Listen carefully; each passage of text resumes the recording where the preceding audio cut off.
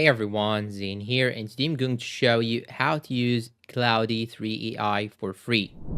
Now, the first thing you should do is to simply open your browser. Then what you should do right now is to simply type here gertmerlin.in. Then click on enter. Then it will show you here this page. Now you will have to log in into your account. So here in my case, I will log in, and you can log in using your Google account. And now once you log in, it will show you here this page. Now you can simply click on this bar on the bottom. Then here you will find these options. This option right here, this button, you just have to click on it. Then once you click on it, here you will find many options of other AIs, including the Cloudy 3 right here. Just tap on it. Then once you tap on it, now we can actually use Cloudy 3 as you need. So let's say write a story about spider in a laboratory trying to escape its cage, for example. Then after that, it will actually use the